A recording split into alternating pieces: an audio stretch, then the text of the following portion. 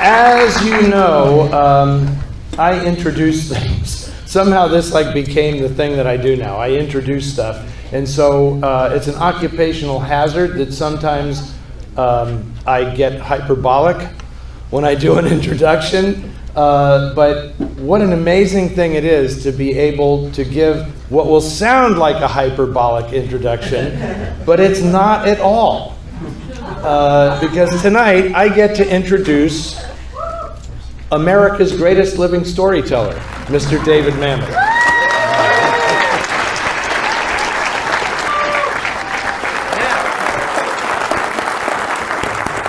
The Film Noir Foundation presents its 2020 award Modern Noir Master to David Mamet in recognition of the storytelling skill and distinctive voice that has plumbed the dark recesses of America's history and extended the noir ethos to a new generation on stage, page, and screen.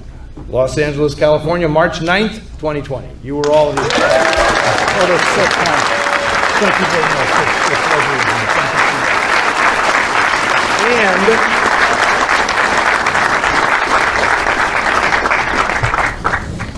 And as an added bonus, Yeah. David, that glass artifact was created by Samantha Fuller, the daughter of Samuel Fuller. Oh, really? Yes. Whoa. So there is some bloodline Oh, yeah. in that There piece is. as well. So, welcome. Thank you very much. I am so happy that you are here to do this, and obviously, if I'm doing this, we're going to talk a lot about noir, and I just want to hear what you have to say about whether you see some type of noir influence in the work that you have done. What's your connection to the whole noir thing? Oh, yeah, that's a very good question. You know, I grew up and I always was a voracious reader. It's what I did instead of going to school. And so one of the genres that I read was the California novels, of course, Dashiell Hammett. I didn't quite understand. Raymond Chandler was wonderful. And then Ross MacDonald. And there was always something in Joseph Hansen. There was always something weird about the California story, as opposed to the New York story, which is about some guy trying to find himself. I come from Chicago, and we have no idea what that meant, right? Because the Chicago novel is about some guy who's a woman trying to get ahead in the world, you know.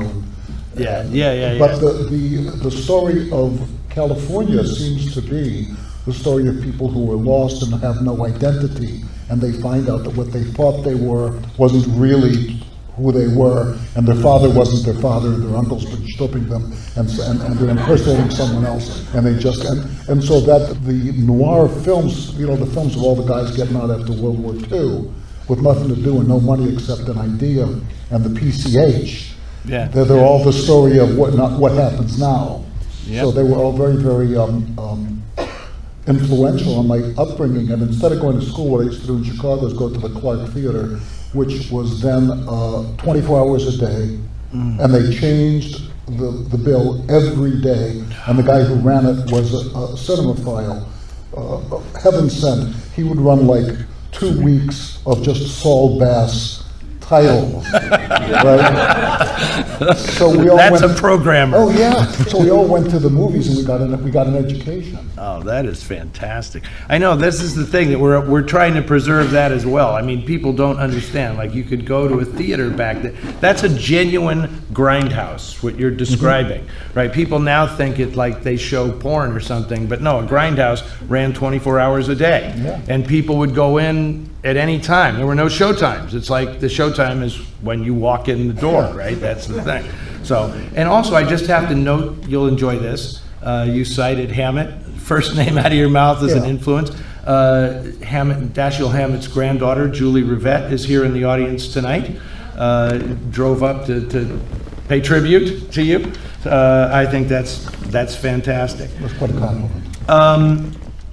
One of the things that people overlook, I think, when they talk about old noir films is they focus on the visual style and all this stuff, but they don't talk about the language so much, and I find the language is such a huge part of it, and I think the film that we just saw, I mean, you have now achieved Mamet speak. I mean, people refer to that all the time, you know. But did these films have any influence on your approach to the language? Because when I see Glengarry Glen Ross or this or so many of the things that you've done, the language reminds me of noir because it has this rhythm and this whole style to it that is just amazing. So. Oh, well, thanks. No, it's just, to me, the most important thing in film noir is not having enough money. Because if you look at, like, the thing which got me started at the films of film noir was The Killing with Sterling Hayden by Stanley Kubrick. By Kubrick, and Kubrick was very much influenced by a previous film, Crime Wave, which was directed by Andre de Toth. It has the same cast as The Killing, and somebody said, Andre de Toth, how'd you make such a good movie? And he said, because they said, I'll give you 200 grand. He said, I'll do it in 100 grand. They said, I'll give you 20 days. He said, I'll do it in 11 days. So he shot it in 11 days full of nights.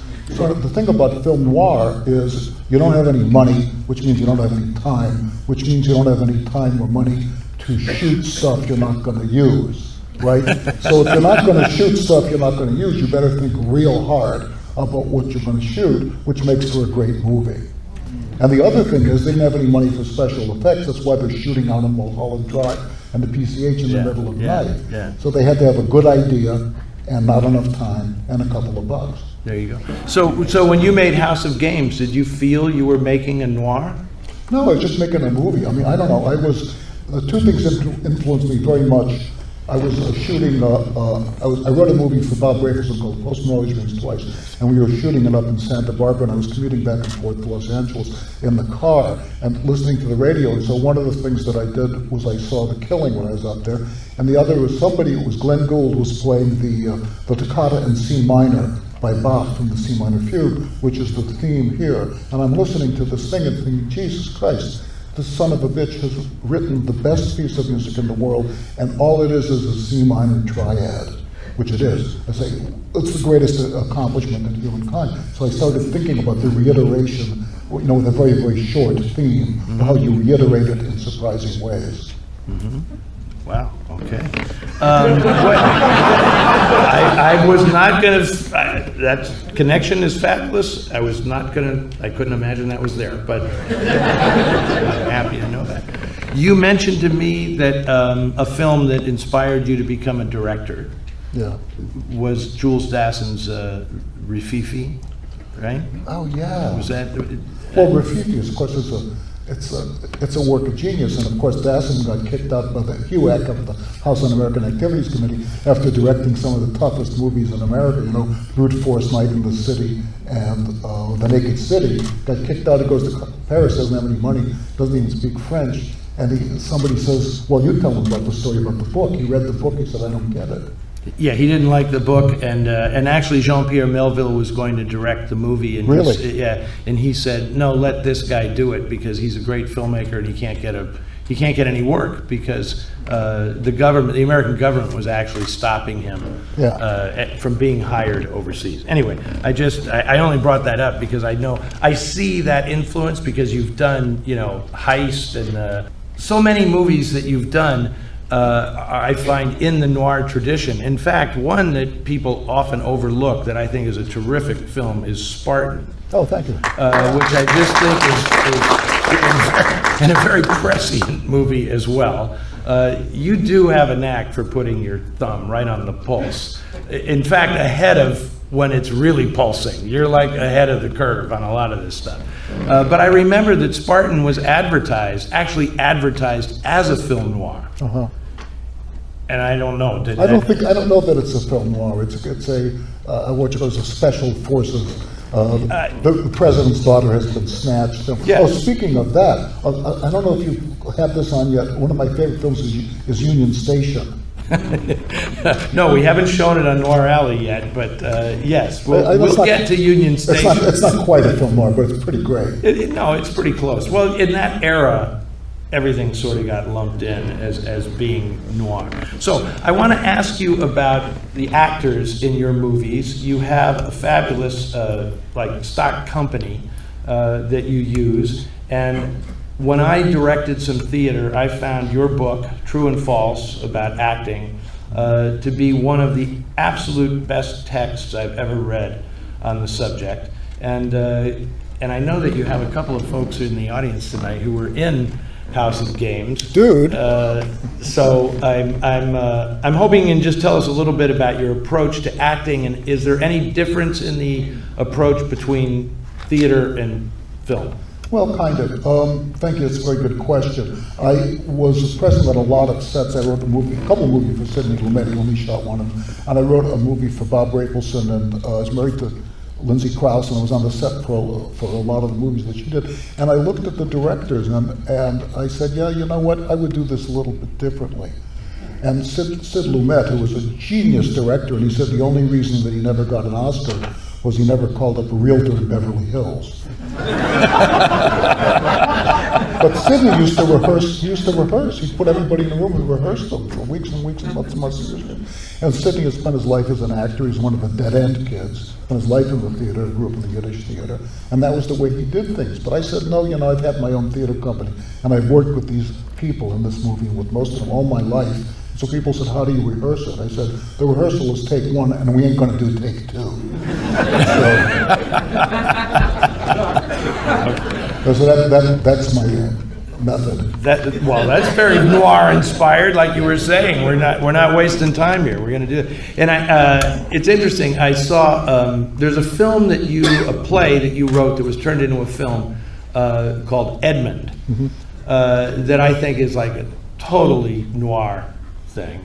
And I saw William Macy interviewed after a screening of this film, and they said, what's the hardest part about performing a David Mamet piece, right? And he said, remembering the words. And the audience laughed. Yeah, well, he doesn't have that problem.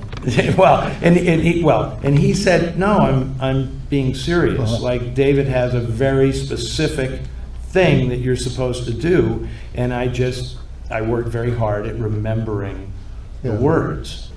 In your films, actors have a very like a stand and deliver style. Well, Jim Cagney said, what is acting? He said, hit your mark, look the other guy in the eye and tell the truth. I mean, all the actors that we love, you know, they didn't do much of anything except tell the truth, and by God, that's good enough, isn't it? Yeah. And I don't want to see somebody do tricks.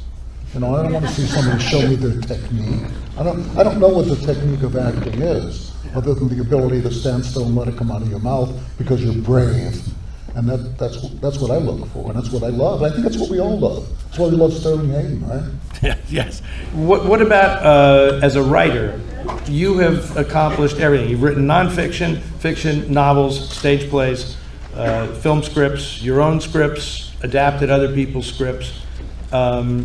Is there any difference to your approach in these different projects? When you're writing for the stage, is it just the same as writing for the screen, or is it totally different? No, when you're writing for the stage, what you're trying to do is tell a story through dialogue, period, because that's all you got, right? The stage directions don't make any difference. A good actor will never even read them. So what you're trying to do is delineate a story that's told between two people or more, each wanting something, needing something from the other, and the only way they can get it is through talking. But the perfect film shouldn't have any dialogue in it at all, because what you're looking for is the cut. So it occurred to me, how do we know when it's time to get up and go pee? And the answer is, when you look at the first mini-second of the scene, you can tell there ain't going to be nothing happening there, right? That they're all going to sit down and explain to each other. So, of course, that's the time that we all go up. That's the pee break. That's right. Yeah. So the whole trick is a guy called me out, a friend of mine, a movie director. He said, would you come in and see my film? It's in the cutting room, but I'm having a problem with the scene. I said, yeah, I'll fix your problem. I ain't going to see your movie. He said, how you going to do that? I said, I'll tell you how to fix the problem. Throw the scene out. Because that's what you got to do. You got to have, that's what the difference to me is if someone has talent. It's a good thing to have talent. Someone between someone who's really a really fine writer and almost fine writer is the ability to throw it out. Like Hemingway said, write the best story, take out all the best lines. If you can throw out a scene because it hurts the progression, you know something about storytelling. Yeah. It reminds me of Elmore Leonard's 10 Rules of Writing. Leave out the parts that people tend to skip. Well, yeah, somebody told me a story about, I don't know if it was like, I think it was Ross MacDonald and somebody else, some writer out here, it could have been Joseph Anderson, and they're sitting down in the afternoon, they have a drink and talk about writing, and the guy comes over, he says, what can I bring you, gentlemen? So Ross MacDonald says, we'll have 2 martinis. And the guy says, well, would you like an olive or a twist? And McDonald says, we'll order later.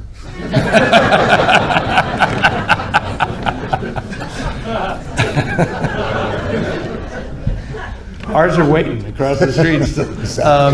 That's what you think. You know? Yeah. Years ago, when I first started entertaining the idea of being a writer, I read something that you had said that has stuck with me always. I actually cut it out and put it on my desk, and it had to do with equating writing to carpentry. And the observation was, your job is to make a better chair. It's not about you, it's about making the better chair. Am I quoting you? I don't remember it, but I believe you, and I think it's accurate. No, because I just found that very compelling. It's not about you as the carpenter or you as the writer. The job is to make the piece of work that people want to sit in, want to be in, want to live in. Well, yeah, because people come away and they say, what magnificent visuals, means the movie was no goddamn good. What else could it mean? Great cinematography. It's like, I'm not seeing that one, right? I mean, if that's the first thing you say, it's like, well, really? My daughter Clara, who's all-around good kid, and as a filmmaker, film director, used to work here, and she was talking one day about her favorite shot. She said it was in Lawrence of Arabia. And she said she loves the shot where the camel is walking in the distance, and the camel is walking and walking and walking, and it just holds forever. And so I started to laugh. She says, Dad, why are you laughing? I said, you don't understand what he did. The real genius of that shot was that camels cannot walk in a straight line because they need to spread the weight. They can only walk in a straight line backwards. So what David Lean did is he had the fucking camel walk backward for 1.5 miles, and then he flipped the film. And she goes, wow, really? I said, no.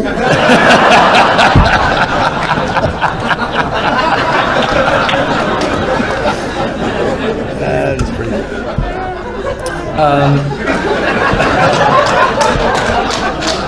Are there any other of those that you've made up? No, but there's an interesting animal story too. I know George Stevens Jr., right? George Stevens Jr. runs the Kennedy Center, Yeah. right? Of course, George Stevens' son. And I was talking on the phone one day and I said, George, I got to ask you, there's a scene in The Diary of Anne Frank, right?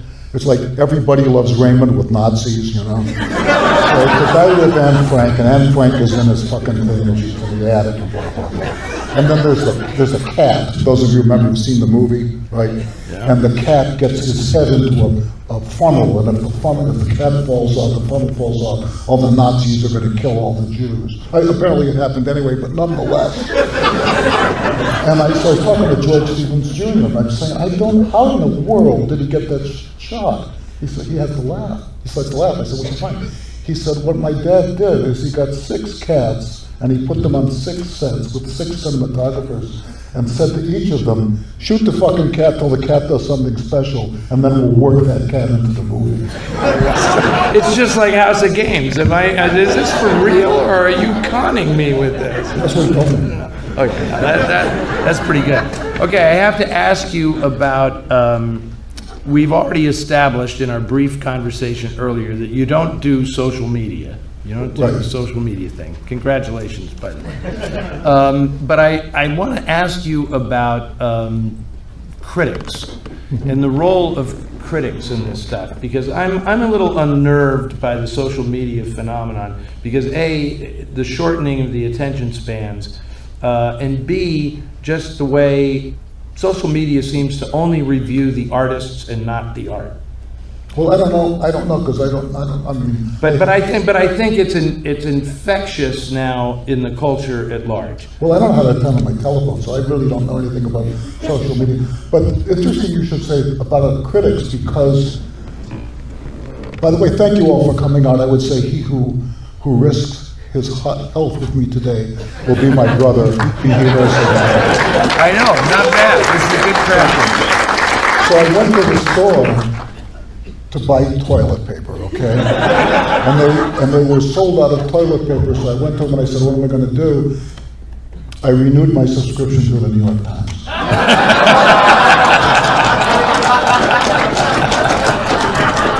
Okay. But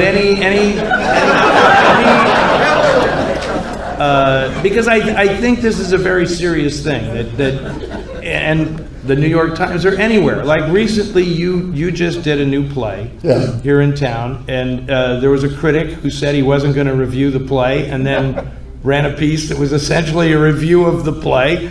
But I'm just curious because it seems to me that the culture now has reached this point where all they want to talk about is the artist and not really focus on the artist's work. And I know how much energy and effort goes into producing the work, and then to kind of have it ignored in favor of just talking about the writer.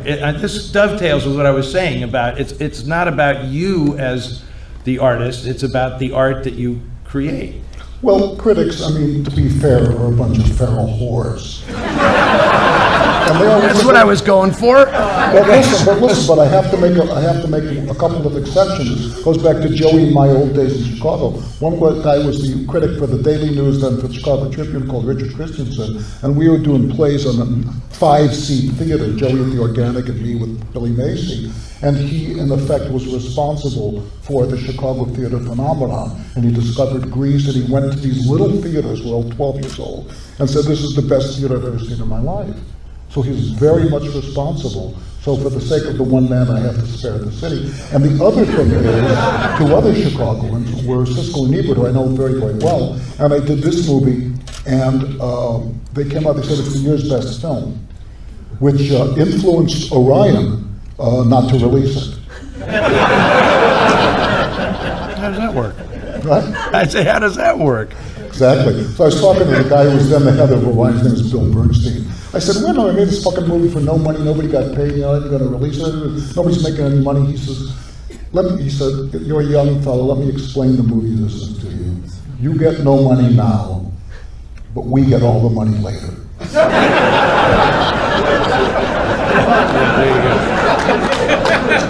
Oh, but wait a second. Can I tell the story? Pidgey, can I tell the story about Venice? Yes. Yes? Okay, so we That made was a big yes. 2 movies. We made 3 movies in a row with Joey. We made this, and then we made Things Change with Don Amici, and then we made House of Games. What do you call it? Homicide with Billy Macy. Yes. So we're shooting Things Change in Tahoe with Don Amici, who's then 80, who'd been the biggest star in the world, I think, in like 1935, 1936. He was a very wonderful guy. And I get a telephone call, we're prepping the movie. This is the second stupidest thing I've ever done in my life. I get a telephone call from the guy who's the head of the Venice Film Festival.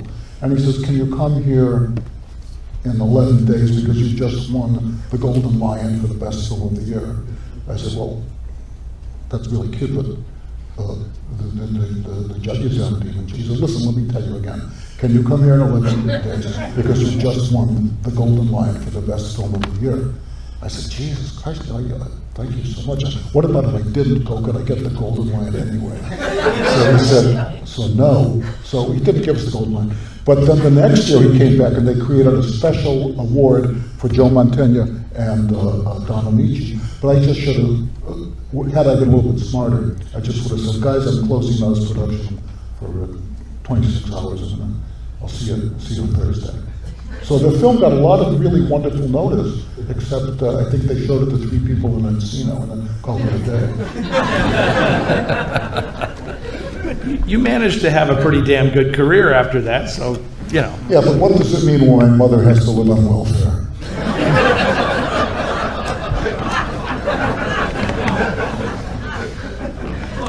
I do want to, there's a special person, a lot of great people in this film, right? I mean, everybody, I'm sure everybody saw William Macy make his little appearance in the Western Union office. But I just wanted to talk about Ricky Jay a little bit, because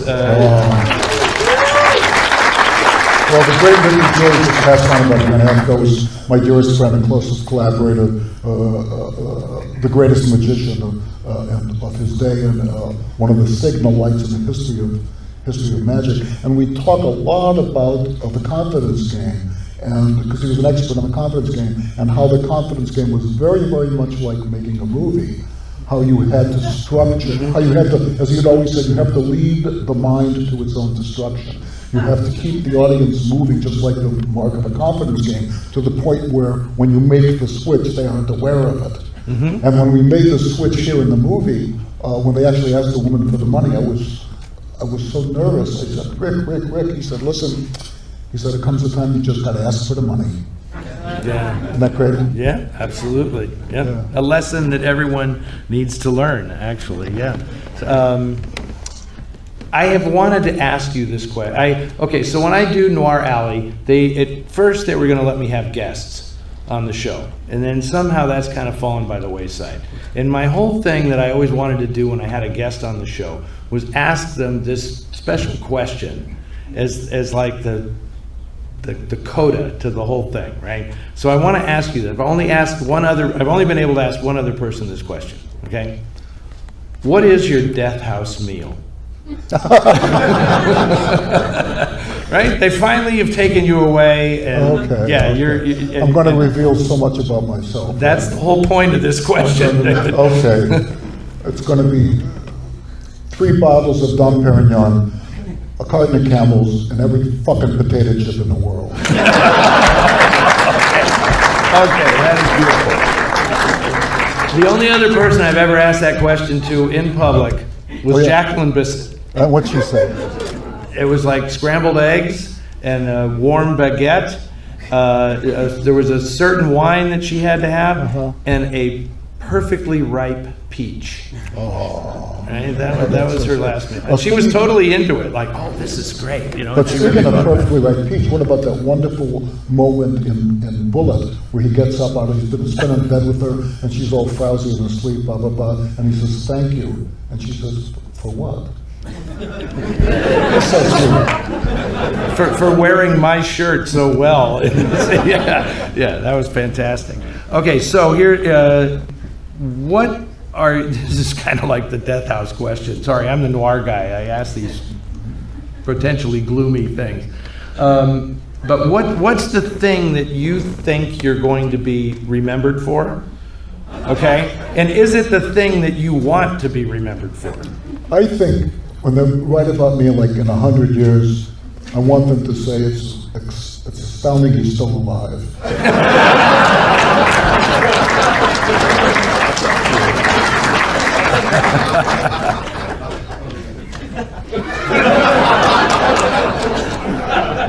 It's Glengarry Glen Ross, by the way. Oh yeah? I think that's what it is. Which I now actually believe is the new great American play. Glengarry Glen Ross is the great American play. Well, I got to tell a story about Mr. Montaigne, because the play was written for him to play the lead, and we played it in Chicago, and then we went to Broadway in New York with the Chicago cast, and Joe sits down one day and he says, Dave, I got this big long monologue. It's the end of Act 1, and I'm alone on stage. We did it in Chicago, it was great, blah, blah, blah, but I'm not sure I completely understand it. So I said, okay, Joe, we talked about it at lunch one day, we talked about the next. Yeah, but I'm not sure. I said, okay, so I get this fucking poster board, and we had different colors for things, and the thing that he still doesn't understand, We're in rehearsal, and finally one day I said, okay, Joe, I have another place. He says, fuck it, I'll just say it. Which he did, and not only won the Tony Award, but more importantly, it was the first and I think the only experience I had of sitting in an audience and watching the audience all as one think, oh my God, I'm watching a star being born. When you wrote the screenplay for the film version, how did you come to insert what is now the most famous scene in the film version, the scene with Alec Baldwin, And second prize is steak knives, third prize is you're fired, you know? He was gonna, Alec was gonna, I did a lot of movies with Alec, and he was gonna play one of the parts, and he was in a contract with someone else, they wouldn't let him out. It was one of those situations, they happen a lot, where somebody says, especially in television, we got you under contract, we probably aren't going to use you, but we still have you under contract until this out date. So he had to not do the movie, and then he got out of the contract, and he called me up and he said, I'm so sorry, weep, weep, weep. What can we do? I said, Jesus Christ, I'm not directing a movie, I do whatever I can. He said, well, why don't you write me another scene? So I did. Wow, that is fantastic. I did not know that. Again, this is such a treat. Seriously, I'm not being hyperbolic when I say, you know, we are in the presence of, you know, one of the major literary giants in American history. And what a treat. Thank you so much for coming out. Thank you. And thank you all for coming out. It's a great compliment to the tonight. Thank you.